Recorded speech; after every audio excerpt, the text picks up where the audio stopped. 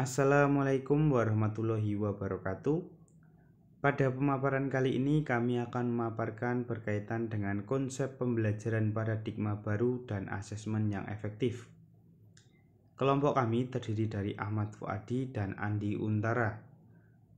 Kami merupakan mahasiswa PPG Prajabatan tahun 2022 dari Universitas Negeri Yogyakarta jurusan PJKR.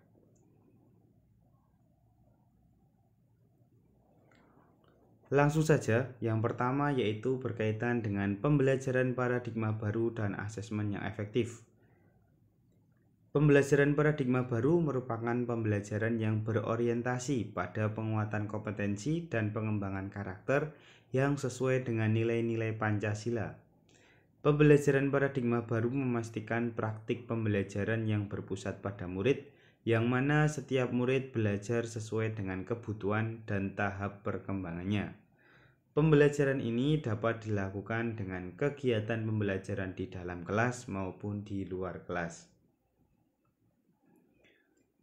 Bagaimana konsep pembelajaran paradigma baru yang efektif? Yang pertama, yaitu mempertimbangkan kebutuhan capaian belajar peserta didik. Yang kedua, membangun kapasitas belajar peserta didik menjadi pembelajar sepanjang hayat. Yang ketiga, mendukung perkembangan kognitif dan karakter peserta didik. Yang keempat, menyesuaikan konteks kehidupan peserta didik. Dan yang terakhir, mengarah pada masa depan yang berkelanjutan.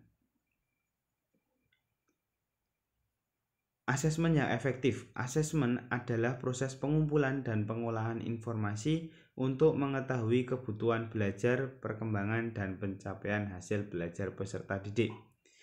Pada pembelajaran paradigma baru terdapat dua jenis asesmen, yaitu asesmen formatif dan asesmen sumatif.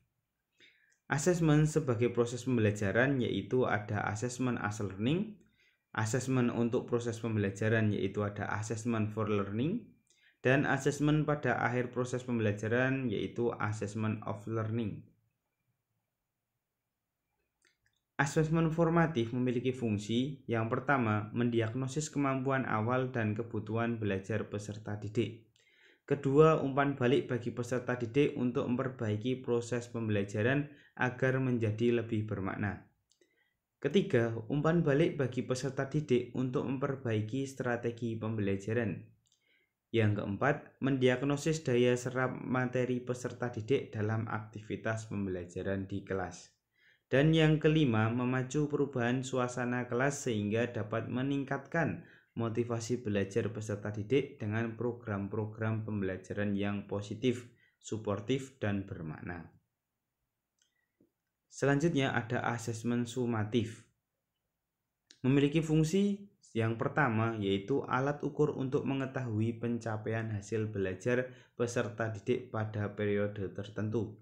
Yang kedua, mendapatkan nilai capaian hasil belajar untuk dibandingkan dengan kriteria capaian yang telah ditetapkan.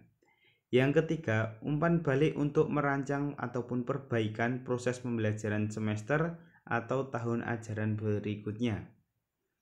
Yang keempat, melihat kekuatan dan kelemahan belajar pada peserta didik. Selanjutnya, bagaimana semestinya guru merencanakan pembelajaran paradigma baru dan asesmen yang efektif untuk mengukur capaian belajar peserta didik? Yang pertama, pembelajaran dirancang dengan mempertimbangkan kebutuhan capaian belajar peserta didik. Yang kedua, pembelajaran dirancang untuk membangun kapasitas belajar peserta didik menjadi pembelajar sepanjang hayat. Yang ketiga, proses pembelajaran harus mendukung perkembangan kognitif dan karakter peserta didik. Yang keempat, pembelajaran dirancang dengan menyesuaikan konteks kehidupan peserta didik. Yang kelima, pembelajaran dirancang dengan mengarah pada masa depan yang berkelanjutan. Dan yang keenam, asesmen dirancang dengan memperhatikan karakteristik capaian pembelajaran dan proses kegiatan pembelajaran. Selanjutnya, bagaimana pembelajaran paradigma baru dan asesmen yang efektif untuk mencapai capaian pembelajaran yang telah ditentukan? Urutannya yang pertama yaitu membuka pembelajaran, yang kedua membuat kesepakatan pembelajaran bersama, ataupun guru dengan murid ataupun dengan peserta didik itu akan membuat suatu kesepakatan ataupun kontrak pembelajaran. Kemudian melakukan tes diagnostik kognitif, kemudian mengelompokkan peserta didik secara diferensiasi, kemudian melakukan penilaian formatif dengan LKPD, kemudian melakukan refleksi, dan yang terakhir evaluasi. Mengidentifikasi tantangan yang mungkin muncul dalam merencanakan pembelajaran dan asesmen paradigma baru. Yang pertama yaitu kemampuan kognitif peserta didik, yang kedua manajemen waktu dalam pembelajaran, yang ketiga manajemen kelas yang bervariatif, yang keempat keterbatasan sarana prasarana, dan yang kelima keterbatasan pengetahuan pendidik terhadap pedagogik. Mengidentifikasi dan menuliskan strategi yang perlu dilakukan terhadap kemungkinan tantangan yang muncul dalam merencanakan pembelajaran dan asesmen paradigma baru. Yang pertama itu tadi ada kemampuan kognitif peserta didik, yaitu dengan cara memberikan tes diagnostik awal untuk mengetahui seberapa jauh kemampuan dari peserta didik itu. Kemudian yang kedua, manajemen waktu dalam pembelajaran. Adanya strategi pembelajaran dari pendidik agar pembelajaran bisa berjalan dengan efektif. Tentunya dengan adanya manajemen waktu ini, semua materi dari pembelajaran yang akan disampaikan pada pertemuan itu akhirnya bisa disampaikan semuanya, dan tujuan pembelajaran pada pertemuan tersebut juga nantinya akan bisa tercapai. Yang ketiga, manajemen kelas yang bervariatif, yaitu dengan mengelompokkan peserta didik agar bisa saling sharing terkait materi pembelajaran. Yang selanjutnya ada keterbatasan sarana prasarana. Nah, untuk keterbatasan sarana prasarana ini nantinya akan ada modifikasi peralatan dalam proses pembelajaran. Jadi di sini nanti pendidik akan memodifikasi peralatan yang ada agar bisa digunakan untuk proses pembelajaran. Kemudian yang terakhir, keterbatasan pengetahuan pendidik terhadap pedagogik.